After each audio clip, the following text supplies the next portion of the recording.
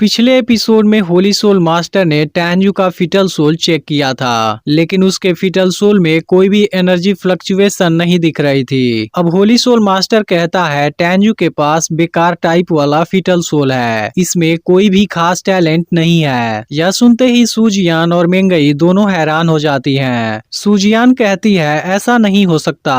फिर वह 5 soul master से चेक करने के लिए बोलती है। इसके बाद 5 सोल मास्टर टैन्यू का फिटल सोल चेक करता है और बताता है कि टैन्यू के पास सच में बेकार फिटल सोल है। यह सुनकर बाकी स्टूडेंट भी हैरान होते हैं और कहते हैं आखिर ऐसा कैसे हो सकता है। उसने तो 2 साल पहले ही फिटल सोल रिल्म के लेवल 7 वाले पावर का यूज किया था और ये टियान को मारा था, जिस पर दूसरा स्टूडेंट कहता है लेकिन इसे तो खुद चीफ एल्डर ने ही चेक किया, हो सकता है यह बात सही हो। अब होली सोल मास्टर कहने लगता है मैंने सोचा था तुम्हारे पास कोई एक्स्ट्रा ऑर्डिनरी क्वालिफिकेशन होगा, लेकिन तुम्हारे अंदर तो कोई भी टैलेंट नहीं है। मुझे तो लगता है तुम जैसे कचरे को कोई भी चीफ एल्डर एक्सेप्ट नहीं करना चाहेगा, और सच में कोई भी टैन्यू को एक्सेप्ट नहीं करना चाहता। तभी सूजियान टैन्यू के लिए 5 सोल मास्टर से रिक्वेस्ट करने लगती है। इस पर 5 सोल मास्टर कहता है शायद टैन्यू हेवनली रास्ते पर जाने के लिए नहीं बना, वह केवल पील, रियून, वेपन और फॉर्मेशन डिवीजन में ही एंटर कर सकता है, क्योंकि वह मेरे 5 सोल डिवीजन में कुछ भी नहीं सीख सकता।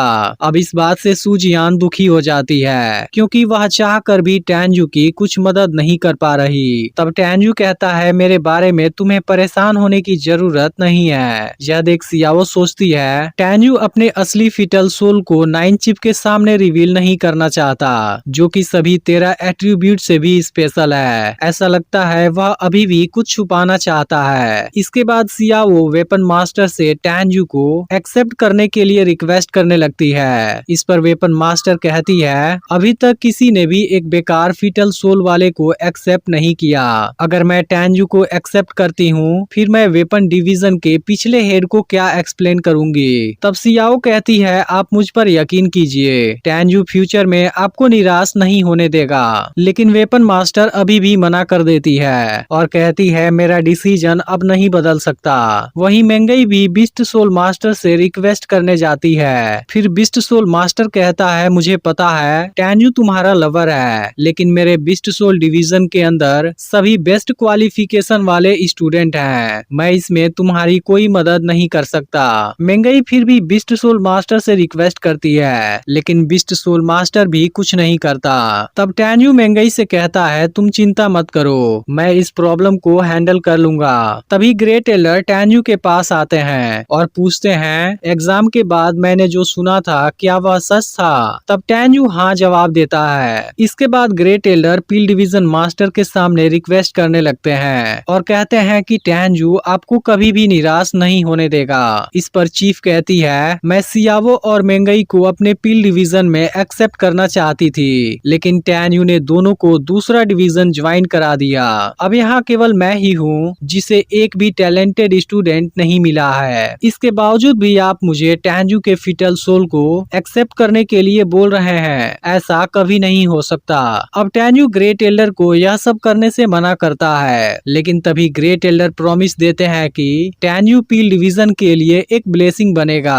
अगर कुछ सालों में ऐसा नहीं हुआ फिर मुझे दर्दनाक मौत मिलेगी। इस पर पील डिवीजन मास्टर ग्रेट एल्डर को रोकती है और टैन्यू को एक्सेप्ट करने के लिए मान जाती है, लेकिन इसके बदले में वह ग्रेट एल्डर को सेन फैमिली से निकाल देती है और फ्यूचर में अगर टैन्यू ने निराश नहीं किया तब वह फिर से ग्रेट एल्डर को शामिल करने की बात करती है। यह सुनते ही ग्रेट एल्डर मान जाते हैं। फिर वह टैन्यू से बोलती है तुम पील डिवीजन के स्पिरिट फेयरी मेडिसिन गार्डन के अप्रेंटिस स्टूडेंट बनोगे। आज से 10 दिन बाद वहाँ पर रिपोर्ट करना।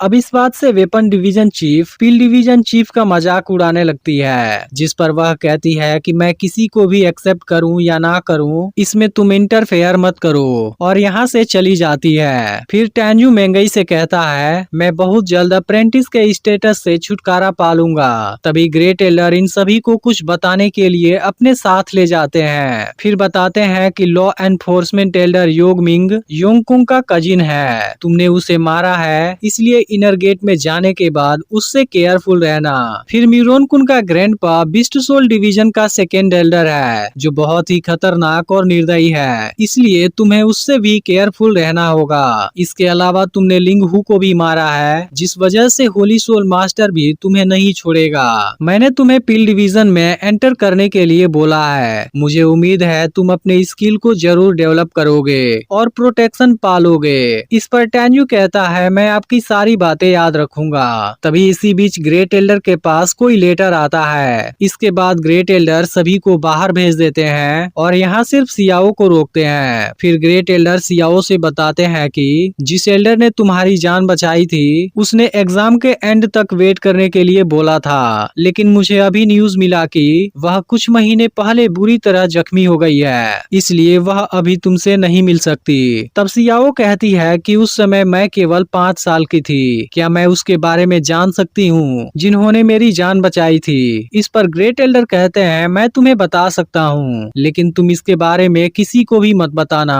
ताकि सिक्योरिटी मेंटेन रहे। सियाओ ग्रेट एल्डर की बात मान जाती है। फिर ग्रेट एल्डर बताते हैं, जिसने तुम्हें बचाया था उसका सरनेम टैंग है, जो फेरी गेट पिल डिवीजन के सुप्रीम एल्डर की चीफ थी। इसी के साथ एपिसोड एंड हो जाता है। वैसे तो मैं सिंगल एपिसोड एक्सप्लेन नहीं करना चाहता था, लेकिन इसके लिए आप सभी के कमेंट आने लगे थे, इसलिए मुझे ऐसा करना ही पड़ा। आगे के एपिसोड भी आते रहेंगे। अगर आपने सब्सक्राइब नहीं किया तो जरूर कर लेना और नोटिफिकेशन को ऑल पर सेट रखना।